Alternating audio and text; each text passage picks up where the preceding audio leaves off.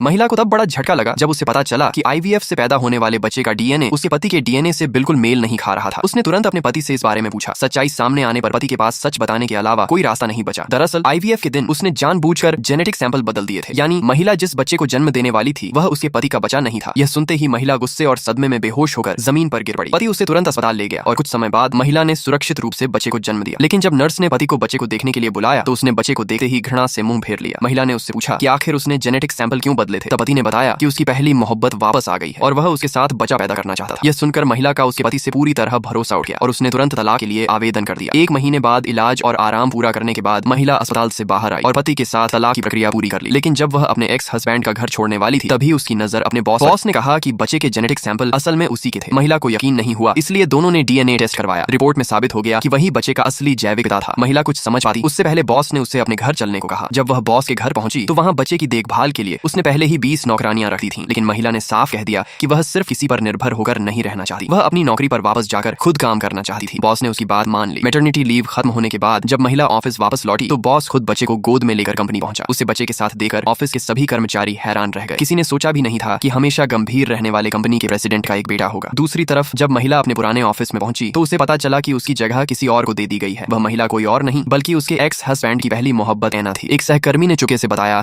कि एना secretary general की रिश्तेदार है। महिला के छुट्टी पर जाने का फायदा उठाकर सेक्रेटरी जनरल ने एना को उसकी जगह पर बैठा दिया था। अब महिला को मजबूरी में सेक्रेटरी जनरल के पास जाकर दूसरी पोस्ट मांगनी पड़ी, लेकिन उसने कहा कि फिलहाल कोई पद खाली नहीं है और उसे जहां जरूरत हो वहीं बैठकर दूसरों की मदद करनी होगी। महिला तुरंत समझ गई कि इसका असली मतलब क्या है। सेक्रेटरी जनरल चाहता था कि वह पूरे डिपार्टमेंट के छोटे मोटे काम करे। एना को जैसे ही यह बात पता चली उसने तुरंत महिला को अपने दिन भर के सारे डॉक्यूमेंट पूरे करने का आदेश दे दिया। लेकिन एना अपनी बात पूरी भी नहीं कर पाई थी कि तभी बॉस की स्पेशल असिस्टेंट वहां पहुंच गई। उसने महिला को बताया कि उसे बॉस की पर्सनल सेक्रेटरी के पद पर प्रमोट कर दिया गया है और अब वह सीधे बॉस के ऑफिस में काम करेगी। ये सुनकर एना के चेहरे पर जलन साफ दिखाई देने लगी। जब महिला बॉस के ऑफिस में पहुंची तो वहां उसे बेबी और उसकी देखभाल करने वाली आया भी मिली। महिला ने बॉस से पूछा कि क्या उसने उसे सिर्फ इसलिए पर्सनल सेक्रेटरी बनाया है क्योंकि वह उसके बच्चे की मां है। बॉस ने तुरंत इस बात से इनकार कर दिया। उसने कहा कि वह पहले से ही सेक्रेटरी डिपार्टमेंट की सबसे अच्छी कर्मचारियों में से एक थी और यह प्रमोशन उसकी काबिलियत के आधार पर मिला है। यह सुनकर महिला को थोड़ी राहत मिली। कुछ ही देर बाद कंपनी के बड़े अधिकारी मीटिंग के लिए पहुंच गए, लेकिन तभी लाउंज में मौजूद बच्चा अचानक रोने लगा। बॉस ने तुरंत महिला को मैसेज करके बच्चे को दूध पिलाने के लिए बुलाना चाहा, लेकिन जल्दबाजी में उसने वह मैसेज महिला को भेजने के बजाय पूरे ऑफिस के वर्क ग्रुप में भेज दिया।